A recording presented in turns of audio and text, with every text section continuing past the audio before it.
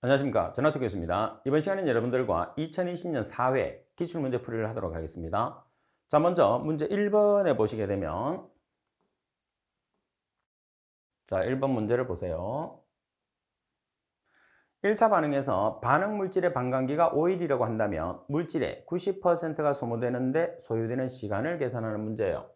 자, 여기서 여러분들이 1차 반응이라는 말이 나와 있습니다. 그리고 반감기라는 조건이 나와 있어요. 자, 이 경우에서는 여러분들이 식을 두 개를 사용하는데, 첫 번째는 반감기를 이용하는 1차 반응식, 다시 말해서 ln 2분의 1은 마이너스 k 곱하기 t를 이용하죠. 자, 그 다음에 두 번째는 우리가 농도가 소모가 됐어요. 자, 그런 경우에 1차 반응식 ln C0분의 CT는 마이너스 KT를 이용해서 문제를 풀죠. 그래서 기본적인 형식에서 항상 1번에서 반감기에서는 K를 계산을 해요. K를 계산을 한 다음에 계산된 K를 1차 반응식 2번식에 대입을 해서 CT를 계산을 하든지 T를 계산하든지 두 개 중에 한 개를 계산하는 거죠. 지금은 T를 계산하는 문제가 되는 거죠. 따라서 이 패턴을 여러분들이 정확하게 기억을 해놓으면 문제 풀기가 쉬워지죠. 자, 그리고 여기서 물질이 90%가 소모된다고 그랬어요. 따라서 퍼센트가 주어졌을 때 초기 농도는 무조건 100%가 됩니다. 그러면 T시간 후의 농도라는 것은 소모되고 남은 양을 뜻하죠. 소모된 양을 뜻하는 게 아니라. 따라서 전체가 100%니까 100에서 소모된 양 90%를 빼면 몇 퍼센트가 되는 거예요? 10%가 되는 거죠. 그래서 CT라는 것은 10%라는 것을 잘 기억을 해야 됩니다. 자, 그래서 여러분들이 반감기를 통해서 K를 계산을 하시면 이렇게 값이 나오죠. 이 값을 어디에 대입하느냐 하면 2번식 1차 반응식의 K에 대입을 해서 최종적으로 우리가 계산하는 T를 계산을 해보시면 16.61대이라는 값이 나온다는 거. 그래서 이 문제를 여러분들이 풀이하는 유형을 익혀두는 게 상당히 중요합니다. 그리고 문제 2번. 화학합성균 중에서 독립영양균에 속하는 호기성균으로 대표적인 황산화세균에 속하는 것을 찾으시오 그랬어요. 자, 여러분들이 황산화세균이다 그러면 여기서 황산화세균을 줄여서 황세균이라고 생각하시면 돼요. 자, 그러면 황세균은 뭐가 있느냐 하면 티오. 자, 티오라는 게 있고, 그리고 또 뭐가 있어요? 베기아토아. 이렇게 기억하시면 되죠. 그래서 TO가 들어가는 것들은 전부 다 황색균이에요. 그리고 TO가 들어가지 않는 것 중에서 우리가 황색균은 베기아토가 있습니다. 그래서 황색균은 TO 플러스 베기아토하다 이렇게 기억하시면 돼요. 그래서 여기 보면 TO가 있죠. TO 바실러스. 따라서 답은 황색균. 나머지는 전부 다 철새균이 되는 겁니다. 잘 기억을 해야 돼요. 자, 그리고 문제 3번에 보시게 되면, 자, 3번에 보시게 되면 0.1ppb의 CD, 가드뮴입니다. 가드뮴 용기 1리터에 들어있는 가드뮴의 양을 g으로 계산하시오. 이렇게 문제가 나와 있어요. 그러면 여기서는 여러분들이 단순하게 단위만 정확하게 기억을 하고 있으면 돼요. 우리가 ppm이라고 하면 미리그램 퍼 리터의 단위를 가지게 되는 거죠. 그러면 ppb라는 것은 ppm보다 10의 3승 작은 단위니까 마이크로그램 퍼 리터라는 단위를 가지게 되는 거예요. 그래서 ppb 자체를 지금 여기 보면 1리터에 들어있는 그람수로 표현하니까 그람 퍼 리터라는 질량 단위로 우리가 만들어내는 거죠. 그러면 자, 여기 먼저 보세요. 0.1 마이크로그램 퍼 리터라는 ppb를 우리가 단위를 g으로 고쳐야 되니까 마이크로그램을 g으로 고쳐요. 그러면 1g은 몇 마이크로그램이죠? 10의 6승 마이크로그램이죠. 그래서 마이크로그램 써주면 그람 퍼 리터가 돼. 그럼 1리터에 들어가 있는 값이라고 그랬으니까 여기서 1리터를 곱하게 되면 리터 없어지고 단위가 뭐가 남죠? g이 나오죠. 따라서 계산하시면 10의 마이너스 7성 g이라는 값이 나와요. 그래서 이 문제 같은 경우에서는 조금 전에 말씀드린 것처럼 ppb라는 단위를 여러분들이 알고 있는지, 그리고 그 단위를 그람 퍼 리터라는 질량 단위로 전환을 할 수 있는지를 묻는 간단한 단위 환산 문제가 되는 거죠. 자, 그리고 4번 문제를 보겠습니다. 호수에 부하되는 인산량을 적용해서 대상 호수의 영양 상태를 평가, 예측하는 모델 중 호수 내의 인해 물질 수지 관계식을 이용해서 평가하는 방법으로 가장 널리 이용되는 것은, 여기서는 우리가 호수의 영양 상태를 파악한다는 것은 부영양화를 판단하는 거예요. 자, 그리고 가장 중요한 것은 뭐냐면 인산량을 우리가 적용한다는 거죠. 인산량이라는 것은 인을 이야기하는 거예요. 그러면 호수 자체 내에서 부영양화를 우리가 평가했을 때 인산량을 적용하는 모델링이 뭐가 있어요? 볼렌와이드 모델이라고 있죠. 그래서 가번이 정답입니다. 그래서 볼렌와이드 모델이라는 것은 호수 내에서 부영양화를 평가하는데 인산량을 기준으로 해서 평가한다. 이렇게 기억해서 답을 찾아내 주시면 됩니다. 자, 그리고 5번의 문제를 보시면 하천수의 난류 확산에 의한 오염 물질의 농도 분포를 나타내는 난류 확산 방정식을 이용해서 1차적으로 고려해야 할 인자와 가장 관계가 적은 것을 찾으시오 그랬어요. 따라서 인자에 해당하지 않는 것을 찾으시오 이 말이겠죠. 자, 그러면 가장 먼저 여기서 여러분들이 가장 먼저 오염 물질에 해당하는 침강 속도가 들어가야 되겠죠. 그죠? 자, 그리고 대상 오염 물질이 자기 감쇄 계수가 들어가야 됩니다. 자, 그리고 유속이 들어가야 되죠. 그래서 지금 문제 조건에서 관계없는 것은 라번이 정답이 됩니다. 그래서 이런 내용들은 우리가 눈으로 자꾸 익혀줘야지 문제를 풀 수가 있어요. 자, 그리고 16번 문제를 보시게 되면 6번 문제를 보시게 되면 탈산소 계수가 0.15%이며 BOD5와 BODU의 B를 계산하시오 그랬어요. 자, 미수는 상용대수를 기준으로 되어 있어요.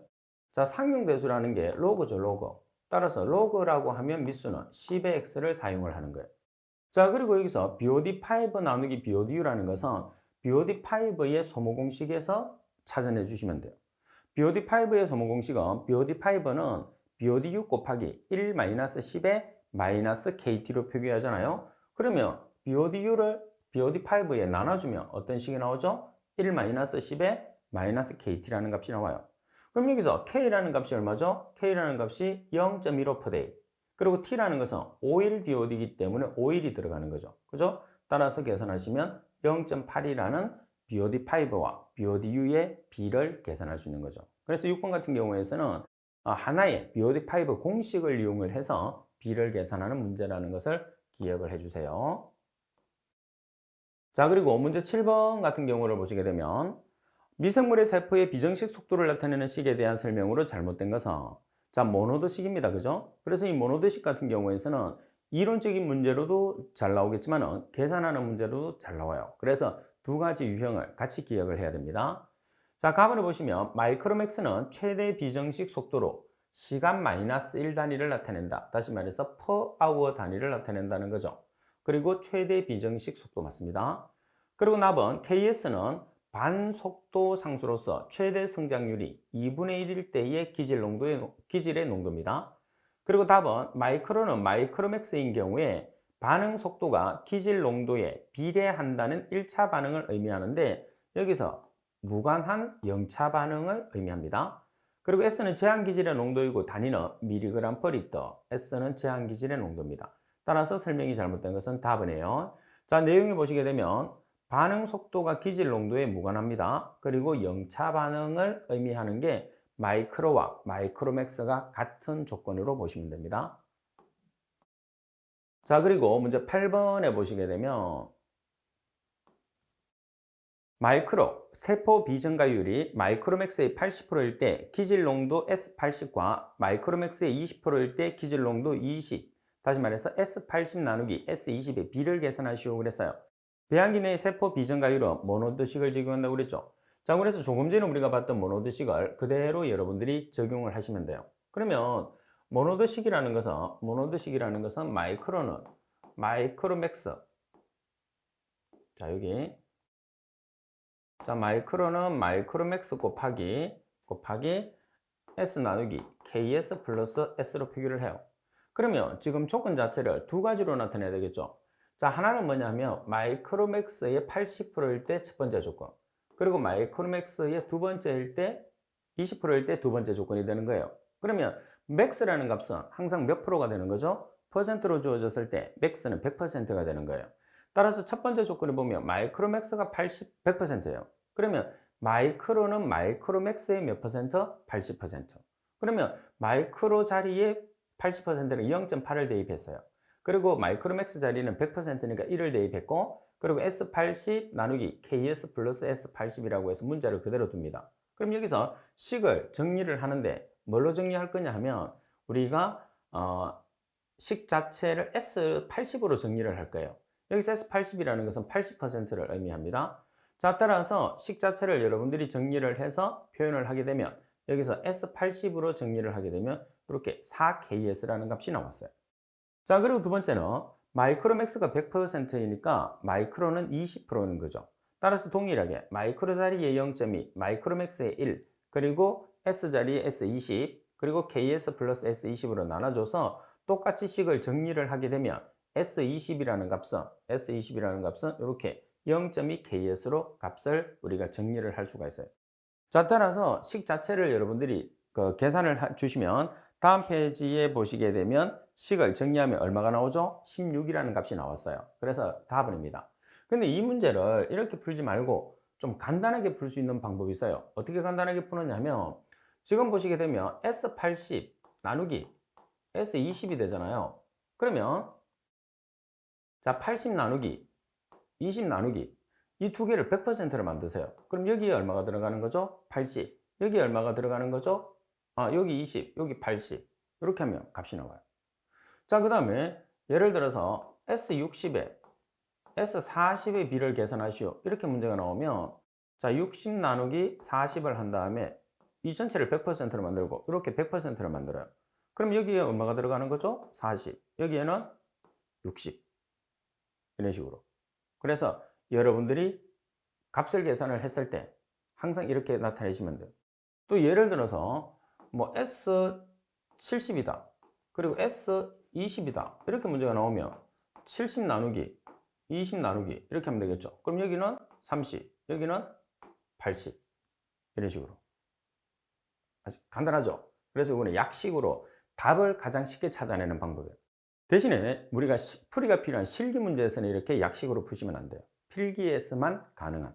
그래서 제가 여러 가지 방법을 통해서 계산을 해보니까 이렇게 간단하게 나오는 방법이 있어요. 그래서 여러분들에게 가르쳐 드리는 겁니다.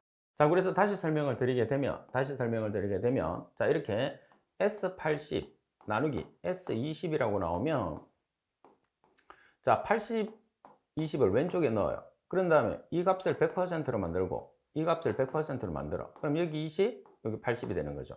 그래서 계산하게 되면 동일한 값이 아마 나올 거예요. 그래서 여러분들이 계산을 해주시면 됩니다. 자, 그래서 최종적으로 값을 계산을 하시면 되겠죠. 그래서 여기 보면 팁에 제가 조금 전에 설명했던 내용이 나와 있어요. 그래서 어떤 조건이 몇 %가 나와 있어도 쉽게 문제를 풀이할 수가 있습니다. 자, 그리고 문제 9번에 보시게 되면 회전원판법에서 원판 면적의 약 몇 %가 폐수에 잠겨서 운전하는 것이 가장 좋으냐고 그랬어요. 자, 여기서 원판이라는 것은 뭐냐면 자, 이런 식으로 원판 있죠. 그럼 이 원판이 이렇게 회전을 한단 말이에요. 그럼 폐수 자체가 이렇게 있으면 이렇게 폐수거든요. 그래서 원판이 얼마 정도 잠겨야 되느냐 말이겠죠. 자, 그래서 그 침지율이라고 하는데 원판의 침지율은 40%가 가장 적당합니다. 따라서 답은이 정답. 자, 그리고 10번 문제를 보시게 되면 콜로이드의 응집의 메커니즘과 가장 거리가 먼 것은 자, 먼저 가번에 보면 이중청의 분산이 있어요. 자, 이중청의 분산이 아니고 뭐가 되는 거죠? 압축이 되는 거죠. 압축. 자, 그리고 전하의 중앙 맞습니다. 침전물에 의한 포착, 입자 간의 가교 형성이 있는 거죠. 따라서 가번이 틀렸어요. 자, 그리고 여러분들은 팁에 보시면 기본 메커니즘에 보시면 이중청의 압축, 자, 그리고 체그럼, 입자 간의 가교작용, 제타 전위의 감소, 침전물에 의한 포착, 전하의 중화. 이 내용 자체가 보기가 항상 바뀌어서 나와요. 대신에 출제가 상당히 잘 되기 때문에 여러분들은 풀이를 집중적으로 공부를 해 놓으셔야 돼요. 그래서 보기가 여러 개가 있은, 값이 여러 개가 있다고 하면 여러분들이 문제를 기억을 하는 것보다는 풀이에 나와 있는 또는 팁에 나와 있는 내용을 기억해야지 보기가 바뀌더라도 우리가 답을 쉽게 찾아낼 수가 있습니다. 자, 그리고 11번 문제를 보도록 할게요. 자, 11번 문제를 보시게 되면 수질 예측 모형의 공간성에 따른 분류에 관한 설명으로 틀린 것을 찾으시오 그랬어요. 가번의 0차원 모델은 식물성 플랑크톤의 계절적 변동 사항에 주로 이용된다고 그랬는데 0차원 모델 같은 경우에서는 식물성 플랑크톤의 계절적 변동 사항에는 거의 사용할 수 없는 단점을 가지게 됩니다. 자, 그리고 1차원 모형은 하천이나 호수를 종방향 또는 횡방향의 연속 교반 반응조로 가정한다. 자, 그리고 2차원 모형은 수질의 변동이 일방성이 아닌 이방향성으로 분포하는 것으로 가정한다. 그리고 3차원 모형은 대호수의 순환 패턴 분석에 이용된다. 그래서 가번이 정답. 따라서 0차원 모델 같은 경우에서는 일정한 상태를 나타내기 때문에 변동사항을 나타낼 수가 없어요. 그래서 가번이 틀렸습니다. 자, 그리고 12번 문제를 보시게 되면 다음 수질을 가진 농업용수의 SAR의 값을 판단할 때 Na 플러스가 흙에 미치는 영향은, 여기서 SAR이라는 것은 나트륨 흡착률이죠. 다시 말해서 우리가 사용하는 물이 나트륨이 얼마만큼 포함되어 있느냐, 따라서 그 나트륨에 포함되어 있는 양에 의해서 농업용수에 영향을 주느냐 주지 않느냐를 판단하는 거죠. 자, 그러면 우리가 SAR을 계산을 했을 때, 나트륨 흡착률을 계산했을 때 주로 지하수를 기준으로 하거든요. 그럼 가장 대표적인 나트륨 흡착률이니까 나트륨이 우선이 되겠죠. 그리고 지하수에 가장 많이 포함되어 있는 이온이 뭐죠? 칼슘과 마그네슘이에요. 그래서 나트륨, 칼슘, 마그네슘으로 계산을 하는 거죠. 따라서 나트륨의 이온 나누기 칼슘 이온과 마그네슘을 더해서 2로 나눠준 다음에 루트를 씌워서 여러분들이 SA를 계산해요. 그럼 각각의 이온을 나타내는 단위는 mCu/L 또는 밀리노르말을 우리가 사용하죠. 그러면 mCu/L나 밀리노르말이라는 것은 mg/L에서 1당량에 해당하는 mg. 다시 말해서 원자량에서 가수를 나눠주면 돼요. 여러분들이. 자, 그럼 먼저 나트륨에 해당하는 값, 그리고 칼슘에 해당하는 값, 그리고 마그네슘에 해당하는 값, 이 세 가지만 필요하죠. 나머지는 필요 없습니다. 따라서 나트륨 230mg/L 나누기, 나트륨은 1가짜리니까 1당량이죠. 원자량이 23입니다. 그래서 23으로 나눠주시면 10mg이 나왔어요. 반면에 칼슘이 60mg/L인데 칼슘의 분자량은 40이에요. 이가니까 2로 나눠주면 20으로 나눠주면 되겠죠. 따라서 3mg. 그리고 마그네슘은 magnesium은 36mg/L예요. 그리고 마그네슘이 원자량 24야. 근데 이가짜리니까 2로 나눠주면 12, 이제 1당량에 해당하는 값이 12mg이 되는 거죠. 미리당량이니까. 따라서 12로 나눠주시게 되면 3mg이 나오는 거예요. 자, 그래서 나트륨 자리에 10mg, 칼슘 자리에 3mg, 마그네슘 자리에 3mg를 대입해서 계산을 최종적으로 하게 되면 5.77이 나왔어요. 자, 5.77이라는 것은 판정에도 나와 있는 것처럼 거의 나트륨의 영향이 거의 없다 이렇게 보시면 되죠. 그래서 적합 판정을 내릴 수 있는 경우죠. 따라서 영향이 적다고 되어 있으니까 가번이 정답이죠. 그래서 12번 SAR 같은 문제는 우리가 계산 문제로도 출제되겠지만 이론 문제로도 출제되기 때문에 여러분들이 잘 기억을 해야 됩니다. 자, 그리고 판정 내용은 한 번씩 여러분들이 봐주시면 돼요. 자, 그리고 13번 보면 확산의 기본 법칙인 피크의 제1법칙을 가장 알맞게 설명한 것을 찾으시오 그랬어요. 자, 여기에서 피크의 확산 방정식에서 이동 속도는 확산 물질의 어디에 비례하느냐는 거죠. 그래서 확산 물질의 농도 경사에 비례한다는 게 피크의 제1법칙입니다. 따라서 이동 속도는 확산 물질의 분자 확산 계수 아니죠. 확산 물질의 농도 경사의 비례, 그리고 확산 물질의 조성비의 비례, 그리고 확산 물질의 유입과 유출의 차이만큼 축적된다. 그럼 여기서 뭐가 된다는 거예요? 농도 경사에 비례하니까 나번이 정답입니다. 자, 그리고 14번 문제를 보도록 하겠습니다. 자, 14번 문제를 보시게 되면 부영양의 영향으로 틀린 것을 찾으시오 그랬어요. 부영양화가 진행되면 상품 가치가 높은 어종들이 사라져서 수산업의 수익성이 저하된다. 맞습니다. 수익성이 저하되죠. 그리고 부영양화된 호수의 수질은 질소와 인 등의 영양염료의 농도가 높으나 이에 과잉 공급은 농작물의 이상 성장을 초래하고 병충해에 대한 저항력을 약화시키게 되는 거죠. 그리고 부영양화의 pH는 중성 또는 약산성이나 그리고 여름에는 일시적으로 강산성을 나타내어서 전이층에 용출을 유발을 한다고 그랬어요. 자, 지금 답안에 대한 설명을 보시게 되면 부영양화의 pH 같은 경우에서는 중성이나 약산성이 아니고 중성이나 약알칼이에요. 약알칼인데 여름 같은 경우는 일시적으로 강산성을 나타내는 게 아니라 뭐를 나타낼 수 있냐면 강알칼리를 나타낼 수가 있거든요. 그래서 여기서 약산성 대신에 약알칼리성, 그리고 강산성 대신에 강알칼리성이라고 표현이 돼야지 맞는 말이죠. 답은이 정답입니다. 그리고 조류로 인해서 정수 공장의 효율이 저하됩니다. 자, 결론적으로 보면은 부영양화가 발생하게 되면 우리가 인이나 질소가 풍부한 농업용수로 공급이 되기 때문에 식물의 성장에 도움이 많이 되기 때문에 수확량이 늘어난다고 생각하잖아요. 그래서 일시적으로는 늘어나는데 장기적으로는 오히려 줄어들죠. 그래서 수산업, 어류 같은 경우도 마찬가지입니다. 일시적인 경우를 제외한 나머지에서는 전부 다 수익성이 저하된다 이렇게 보셔야 되겠죠. 자, 답은이 정답.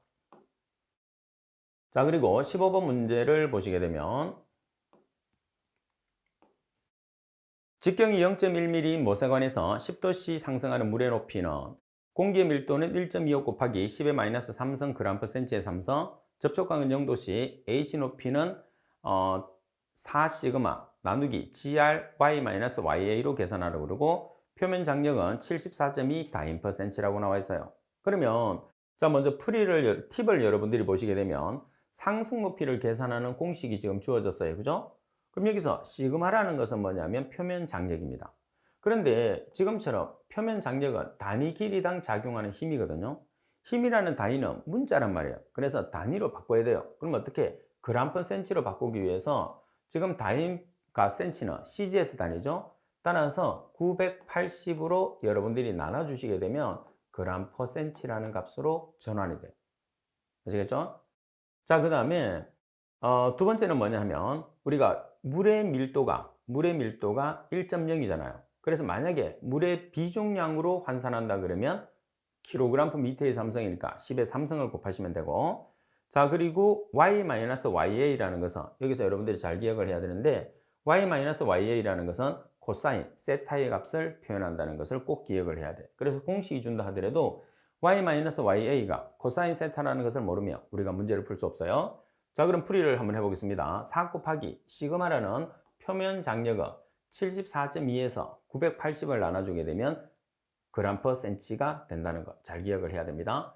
그리고 G라는 것은 지금 직경이에요, 직경. 따라서 0.1mm니까 cm로 환산하기 위해서 10의 마이너스 1성을 보정해 줬어요. 자, 그리고 R이라는 것은 물의 비중 1g/cm의 3성, 그리고 y-ya라는 것은 코사인 세타. 지금 코사인 세타 접촉각이 몇 도? 0도씨. 자, 따라서 0도가 돼야 되겠다. 그죠? 0도. 이렇게 표현돼야 되겠죠? 자, 따라서 값을 계산하면 30.29cm가 나와요. 그래서 지금 제가 말씀드린 것처럼 이 내용에서 가장 중요한 것은 당연히 뭐가 되는가요? 말씀드린 것처럼 ya가 코사인 세타라는 걸 기억을 하시고, 자, 그리고 이렇게 문자가 나와 있으면 단위로 환산하는 거죠. 그래서 결과적으로 우리가 단위를 환산했을 때 지금처럼 다인퍼센치로 나와 있으면 이 값에서 얼마를 나눠주느냐 하면 980을 나눠주시면 돼요. 반면에 뉴턴/미터로 나와 있으면 얼마를 나눠주느냐 하면 9.8로 나눠주시면 돼요. 그러면 단위가 g/cm, 여기서는 kg/m라는 값이 나오게 되는 거죠. 그래서 MKS로 환산을 하느냐 아니면 CGS로 환산을 하느냐 따라서 980을 나눠주느냐 아니면 9.8을 나눠주느냐를 판단을 해주시면 됩니다. 그리고 16번, 우리나라 수자원의 이용 현황 중에서 가장 많이 이루어져 온 용수는 그래서요. 그래서 가장 많이 이용되는 게 농업용수, 그리고 하천유지용수. 다시 말해서 가장 많은 물이 필요로 하는 걸 찾는 거죠. 그리고 생활용수, 공업용수 순이에요. 따라서 이 순서는 여러분들 이용 현황 순서는 반드시 기억을 해야 되죠. 여기서는 하나를 찾지만 순서대로 나열된 것을 찾으라고 하는 문제도 있어요. 자, 따라서 가장 많이 이용되는 것은 농업용수가 되니까 나번이 정답이 되는 거죠. 자, 그리고 17번 문제를 보겠습니다. 펀자이라는 곰팡이에 관한 설명으로 틀린 것은, 자, 갑은 원시적인 탄소 동화작용을 통해서 유기물을 섭취하는 독립영양계 미생물이라고 그랬어요. 자, 탄소 동화작용을 할 수 있는 것은 우리가 미생물 중에서 뭐밖에 없어요? 조류밖에 없어요. 그래서 조류를 제외한 나머지는 탄소 동화작용이라는 광합성 작용을 할 수 없기 때문에 동화작용이나 엽록소를 가져서 우리가 광합성 작용을 한다고 하면 무조건 정답이 되는 거죠. 자, 그리고 폐순의 질소와 용존산소가 부족한 경우에서도 잘 성장하며 낮은 pH의 경우에도 잘 자란다고 그랬어요. 그래서 성장 조건이 악조건인데도 불구하고 잘 자란다는 거죠. 따라서 여기서는 여러분들이 우리가 박테리아의 성장 조건을 잘 기억을 해서 박테리아가 성장할 수 없는 조건이 되면 펀자이라는 곰팡이가 나타난다고 생각하시면 돼요. 그러면 박테리아는 우리가 보통 온도는 중온 25에서 35도씨 사이, 그리고 pH는 6에서 8 정도. 자, 그리고 BOD와 질소와 인의 비는 100대 5대 1. 그리고 DO는 2mg/L 이상. 그래서 이 조건을 벗어나게 되면 박테리아는 비활성이 되고 펀자이가 활성이 된다고 생각하시면 됩니다. 그리고 구성물질의 75에서 80%가 물입니다. 자, 그리고 우리 화학 구조식은 10176이라고 이야기했죠. 그래서 10176 맞습니다. 그리고 폭이 약 5에서 10마이크로미터의 현미경으로 쉽게 별미면 슬러지 평화의 원인이 됩니다. 그래서 가장 중요한 것은 활성 슬러지법에서 펀자이라는 곰팡이가 활성화가 됐을 때 슬러지 평화가 발생합니다. 따라서 가번이 정답. 자, 그리고 18번 문제를 보도록 하겠습니다. 자, 18번 문제를 보시게 되면 산소 포화 농도가 9mg/L인 하천에서 처음으로 용존산소 농도가 7mg/L라면 3일간 흐른 후에 하천의 하류 지점에서의 용존산소 농도를 계산하시오 그랬어요. BODU는 10mg/L, 탈산소 개수는 0.1/day, 제포기 개수는 0.2/day, 상용대수 기준. 상용대수를 기준하라는 소리는 미수를 뭐를 사용하라는 소리죠? 미수를 10을 사용하라는 소리예요. 그러면 산소 부족 농도 DT 구하는 공식 반드시 알고 있어야 됩니다. 자, DT가 이렇게 있어요. K1 곱하기 L0 나누기 K2 K1 곱하기 10의 K1T 마이너스 10의 K2T 플러스 D0 곱하기 10의 K2T인데 여기서 미수라는 것은 상용대수라고 나와 있기 때문에 미수를 10을 쓰는 거죠. 자, 그리고 여기서 L0라는 것은 BODU를 뜻해요. 자, 그리고 D0라는 것은 초기 산소 부족 농도니까 포화산소 농도가 지금 얼마죠? 포화산소 농도가 9mg/L예요. 자, 그리고 처음 하천에 녹아 있는 산소 농도가 7이라고 그랬어요. 그러면 2mg/L가 D0가 되는 거죠. 자, 그럼 대입을 하겠습니다. K1 자리에 0.1/day, K2 자리에 0.2/day, L0에 10mg/L, D0에 9-7 또는 2mg/L을 대입을 하시면 되겠죠. 자, 따라서 그리고 T라는 값은 3일간이에요.